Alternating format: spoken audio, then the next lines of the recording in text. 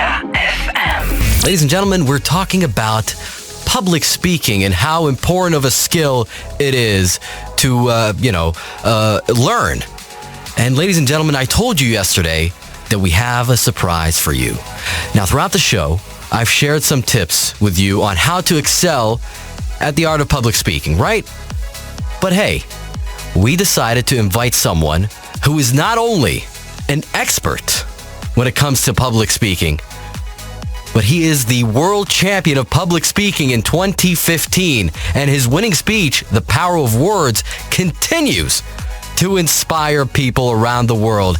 I have the honor today, ladies and gentlemen, to interview Mr. Mohammed AlQahtani, world champion of public speaking. How are you? I'm doing well. Thank you so much for having me. It's a pleasure to be here.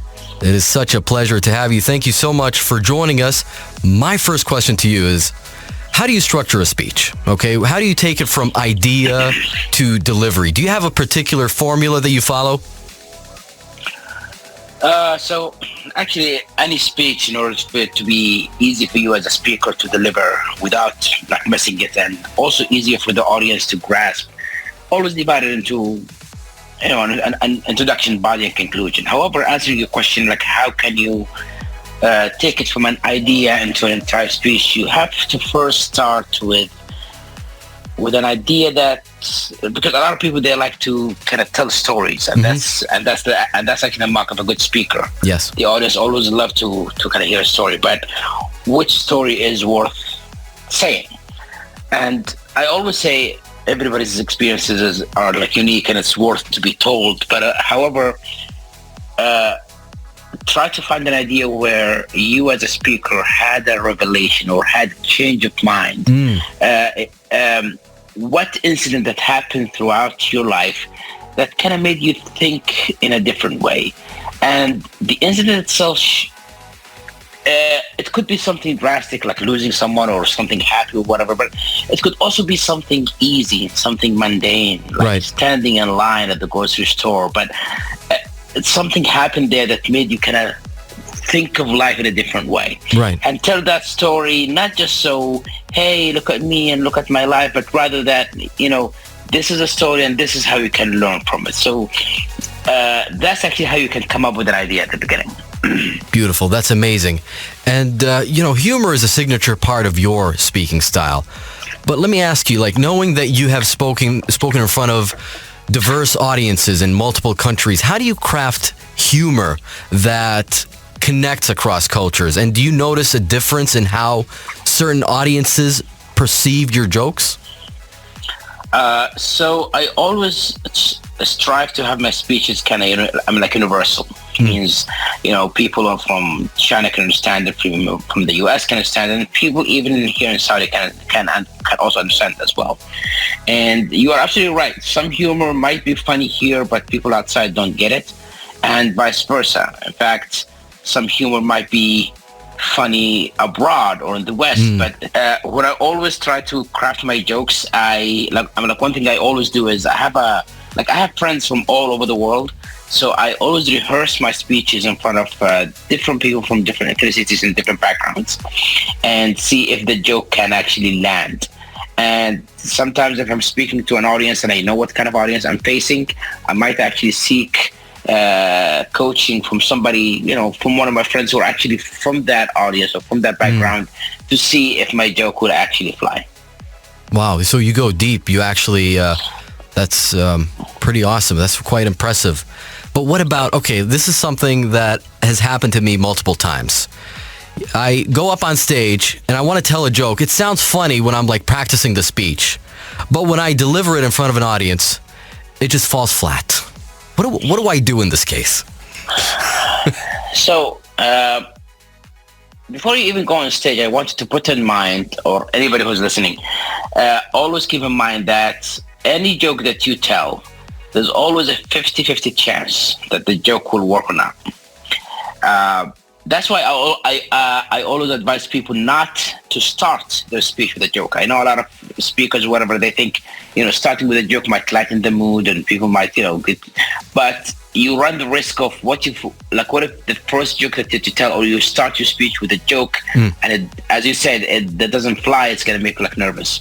However, if you are on stage and you keep in mind that there is always a 50-50 chance that your joke is not going to work, then you are mentally prepared that even if I tell my joke and nobody laughs, I'm going to speed past it and go to the next line. Of course, rehearsal will also help, because, as you said, the joke might sound funny in your head, but if you have rehearsed it a few times in front of audiences and you notice that it's not really getting the laughs that you really think, then maybe it's just you who think it's funny. Right. So it would help if you rehearse it a few times in front of different audiences and see if the joke still flies. Now, keep in mind, you might actually say something that you might not think is funny, but people still laugh, and this is actually quite the opposite. And in that case, it's kind of pleasant. It's a pleasant surprise, but you kind of have to give the audience a chance to kind of let the laughter dies down before you deliver your next line. Nice. Very sound advice. So let me ask you, how does vulnerability play in storytelling, and how do you balance, between being real with being professional? So the audience, in order for the audience to connect with you, they need to find themselves in you. Now, what do I mean by that? There are some speakers, like motivation speakers sometimes, they tend to speak about what they have done, their accomplishments. Look at me, and look at what I've done, and so on and so forth. And even if it's true, it comes out as being braggy. What I mean by being vulnerable is, I always tell the people that I coach is, when you're on stage and you're telling stories, most of the story should be your failures, should be your mistakes, should be the screw-ups which you went through. Because once if I talk to the audience and I tell them that I didn't really do well in college, or I failed in a relationship, or I had my heart broken, and so forth and so on, the audience will start to think, wait a minute, he's like me too. I didn't do well in school as well. Yeah, I had this problem too.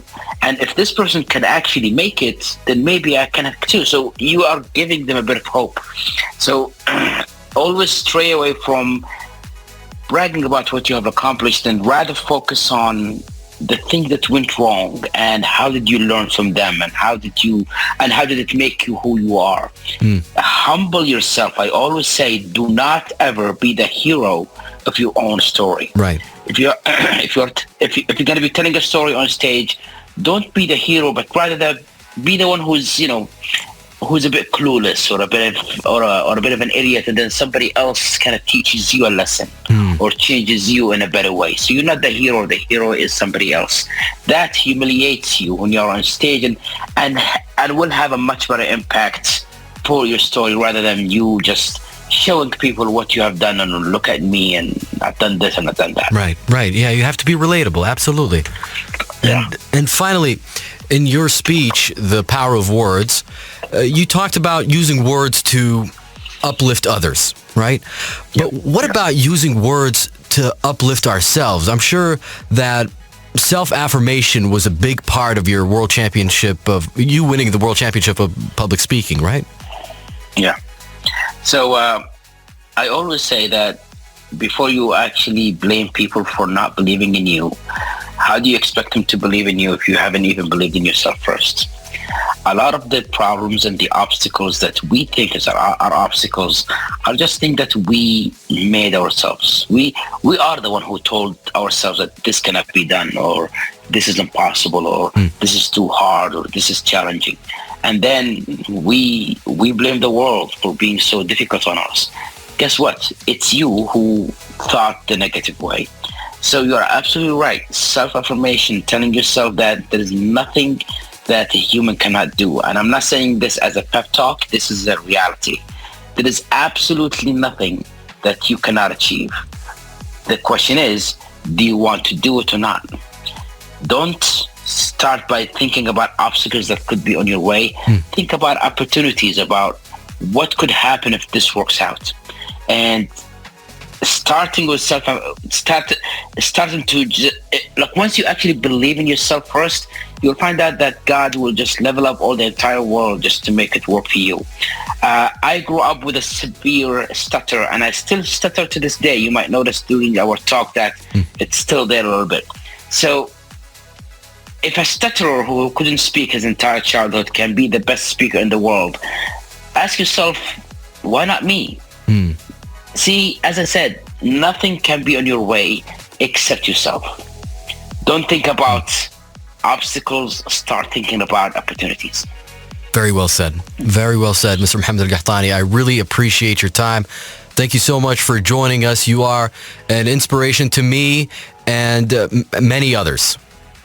Thank you so much for having me, and thank you all for all the listeners. And again, as I said, impossible simply does not exist. God bless you. Thank you so much. And ladies and gentlemen, there you have it. That was the world champion of public speaking in 2015, Mr. Mohammed AlQahtani. And when it comes to your public speaking journey, you want to become a good public speaker?